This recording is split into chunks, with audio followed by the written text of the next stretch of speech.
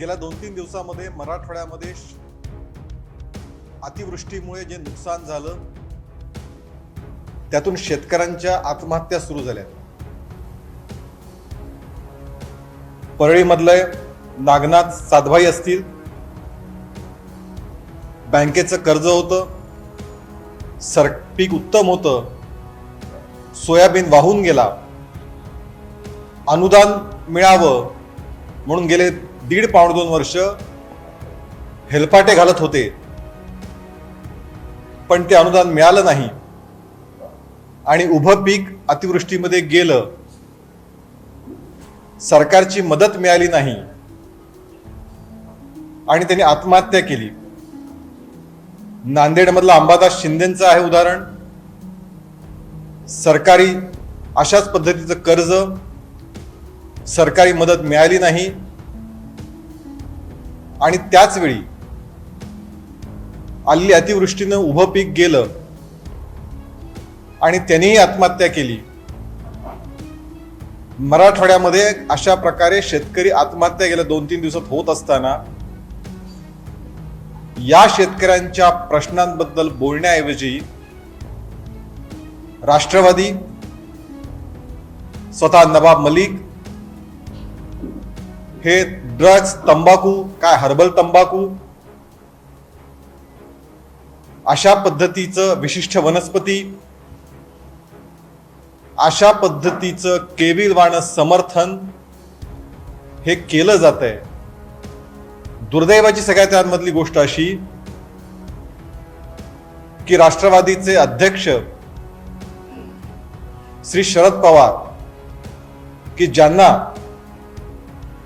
तंबाखू, गुटखा व अन्य कोणत्याही अंमली पदार्थाच्या दुष्परिणामाची पूर्ण जाणीव आहे,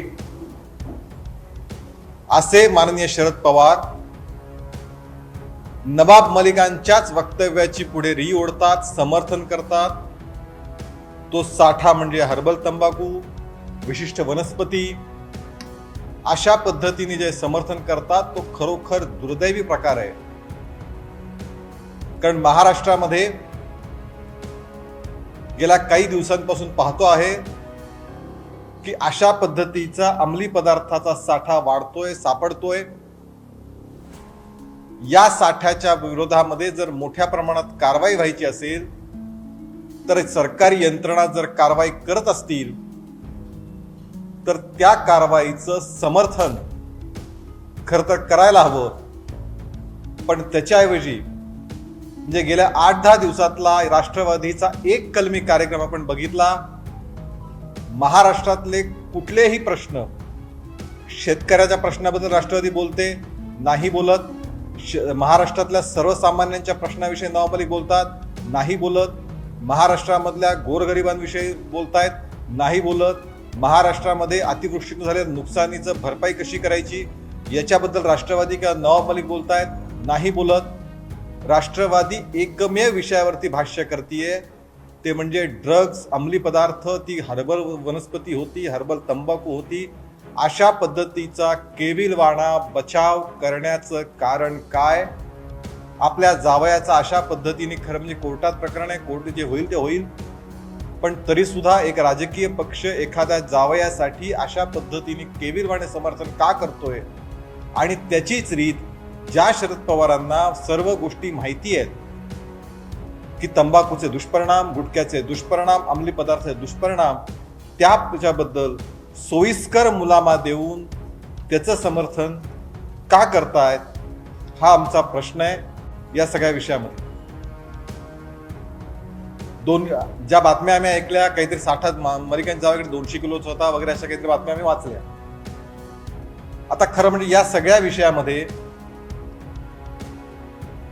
सगळीच माहिती, आता हर्बल वनस्पतीची किंवा विशिष्ट वनस्पतीची सगळीच माहिती, मी असं म्हणणार नाही की त्यांना सगळी कशी माहिती आहे,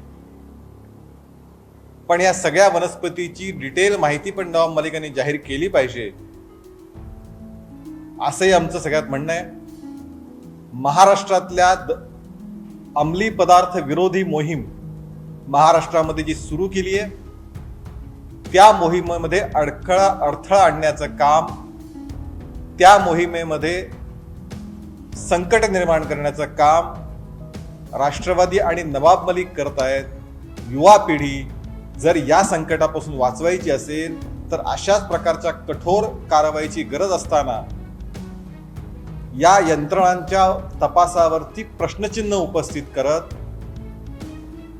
एनसीबीवरती अनेक प्रश्नचिन्ह उपस्थित करत, एका अर्थाने आपण कुणाचं समर्थन करत आहात याचा खुलासा नवाब मलिक आणि राष्ट्रवादी पक्षानं केला पाहिजे, ही आमची मागणी. काही प्रश्न असतील तर विचारा. तर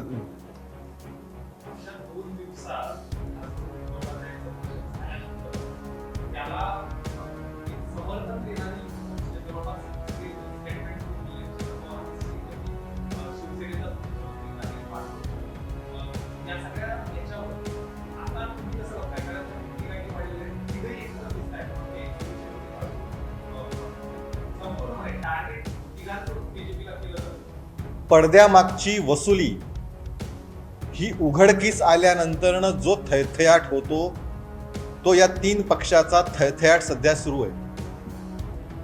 कारण ज्या पद्धतीचा भ्रष्टाचार, आणि इथे तर सांगितलं गेलं होतं की आम्ही देवेंद्रजींच्या काळातील डिजिटल भ्रष्टाचाराची उदाहरणं देऊ. कुठेच उदाहरणं? उलट त्याच्या उलट या सरकारमध्ये दैनंदिन याच्यामध्ये ज्या पद्धतीची भ्रष्टाचाराची प्रकरणं उघडकीस येत आहेत, मधल्या काळातली इन्कम टॅक्सची प्रेस नोट आपण बघितली. 1000 म्हणजे आतापर्यंत आपण 100 कोटीच्या वाजेबद्दल बोलत होतो, आता तो आकडा 1000 कोटीच्या घरात गेला. 1050 कोटीचा भ्रष्टाचार. त्यामुळे अशा पद्धतीने वाजे वेगवेगळ्या खात्यांमध्ये असतील आणि त्याच्यातनं ज्या पद्धतीचं महाराष्ट्रात मग परीक्षे बाबतीत गोंधळ असेल, नेहमीच परीक्षेचा गोंधळ महाराष्ट्रामध्ये होतोय, गेल्या दिवस बघतो आहोत. त्यामुळे अशा विविध पातळ्यांवरती या सरकारचं अपयश सुरू आहे आणि मग आपलं अपयश झाकण्यासाठी अशा पद्धतीने काहीतरी लक्ष वेधावं लागेल आणि त्यातनं ही सगळी ज्या पद्धतीचं एकत्रित येऊन एनसीपी वरती बोलायचं, आयडी बोलायचं, आमच्यावरती अमुक करतायत, काय केंद्र हस्तक्षेप करताय. खरं म्हणजे हा पडद्यामागचा थैथयाट उघडकीस आल्या, पडद्यामागचं तुमची वसुली उघडकीस आल्यामुळे हा थैथयाट तीन पक्षाचा एकत्रित येऊन सुरू आहे.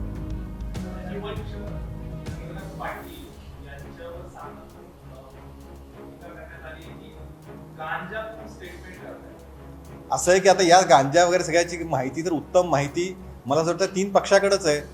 कुठली हर्बल वनस्पती असते, काय असते, आणि या सगळ्या विषयामध्ये त्यामुळे त्यांचा अधिकार जास्त अधिक मोठा आहे तिघांचाही त्या विषयातला. आणि मुळामध्ये असं आहे की काय खरं म्हणजे चुकीचं बोलले होते हो. म्हणजे आम्हाला माननीय शिवसेना प्रमुख बाळासाहेब ठाकरेंचा अभिमान आहे की त्यांनी सर्वसामान्य शिवसैनिकाला स्वतःचं महत्व, म्हणजे स्वतः त्यांना करता येणं शक्य असू नये, ते स्वतः कुठल्या पदावर बसले नाहीत, पण सर्वसामान्य शिवसैनिकाला माननीय बाळासाहेब ठाकरेंनी महत्वाच्या मानाच्या पदावरती बसवलं. त्यांचा आम्हाला अभिमान आहे. पण शिवसैनिकाला मुख्यमंत्री करतो असं सांगत स्वतःच मुख्यमंत्री होणं आणि त्याच्यानंतरनं दुसरं असं की मुलाला कॅबिनेट करणं, आम्हाला त्याबद्दल आक्षेप नाही.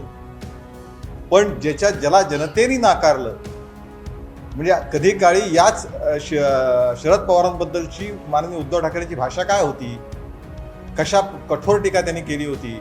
आज त्यांचंच तुणतुणं सामनामधून वाजवावं लागतं, त्यांचंच सगळ्या गोष्टी तुम्हाला जय जयकार करावा लागतो. यातच सगळं आलं. कोणती वक्तव्य, कुठली?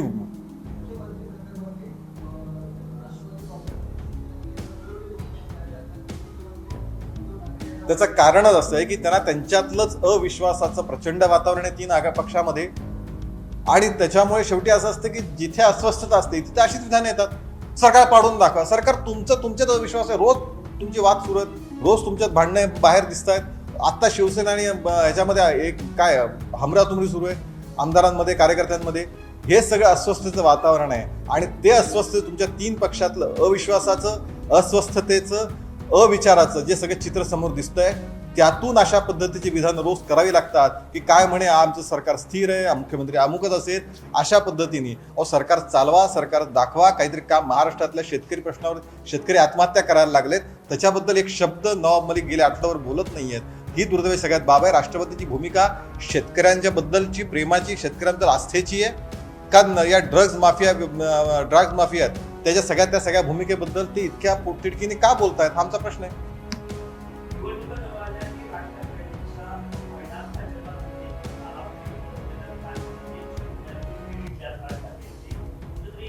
वस्तुस्थिती चुकीची आहे. 2009 मध्ये तुम्ही उलटं बघितलं.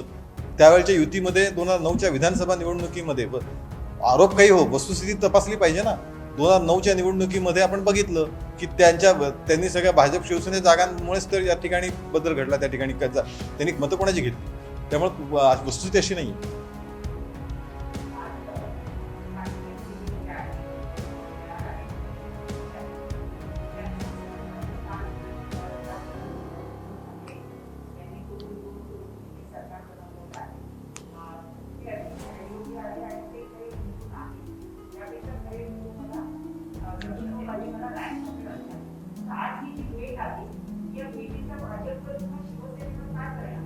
नाही, भाजपवरती परिणाम होण्याचा प्रश्नच नाही. असं याच्यामध्ये प्रत्येकाला मत व्यक्त करायचा अधिकार आहे.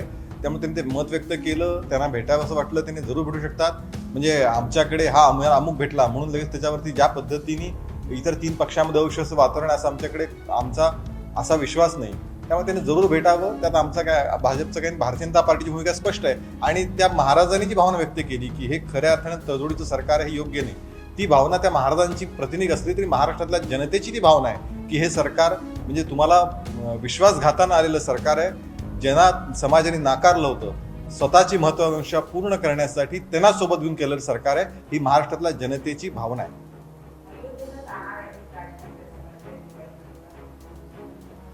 नाही, अयोध्येला काय सगळ्यांनी जायला हरकत नाही. हा काही राम हा भारतातल्या प्रत्येकाचा आहे, तो मानत असाल तर. त्यामुळे त्याच्यावरती आक्षेप घेण्याचं कारणच नाही. ज्याला जे श्रद्धा आहे, आस्था आहे, त्याने जरूर अयोध्येला जावं. भारतीय जनता पार्टीने राम मंदिरासाठी मोठं आंदोलन उभं केलं, कारण भारतीय हे मानतं की राम या देशाची आस्था आहे, श्रद्धा आहे. त्यामुळे त्यांना ज्यांना श्रद्धा आस्था आहे त्यांनी जायला हरकत नाही.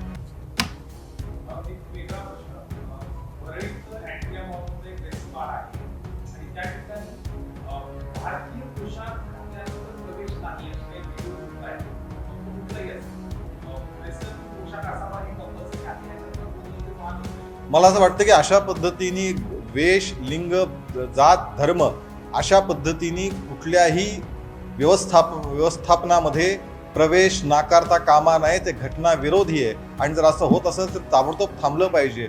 या देशाच्या प्रत्येक नागरिकाला, तो कुठल्याही जातीचा, धर्माचा, लिंगाचा आणि कपडे कुठलेही पेहरावरून अशा पद्धतीने प्रवेश नाकारण्याचा कुणालाही अधिकार नाही. हे चुकीचं होतं. मग बरोबर आहे. आता वरळीचे आमदार आणि सगळ्यांनी लक्ष घातलं पाहिजे सगळ्या विषयामध्ये. त्यांचं रेस्टो बार वगैरे असं सगळं, नाईट लाईफ वगैरे सगळ्या अशा गोष्टीत त्यांची विशेष आवड, रुची असतेच.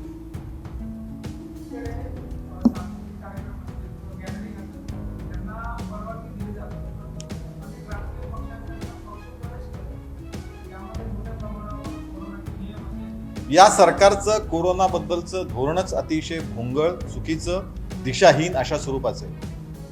म्हणजे एकीकडे तुम्ही तुमच्या राजकीय पक्षाच्या कार्यालयामध्ये ज्यावेळी पूर्णपणे सगळ्यांना बंदी होती, तुम्ही बघितलं राष्ट्रवादीच्या पुण्याच्या कार्यालयामध्ये उद्घाटनाला केवढी गर्दी जमली होती. त्यामुळे एक स्वतःपुरतं वेगळं धोरण, नाट्यगृह सुरू नाहीत, मात्र परवा शिवसेनेच्या मेळाव्यासाठी तुम्ही ती उघड करून दिलं.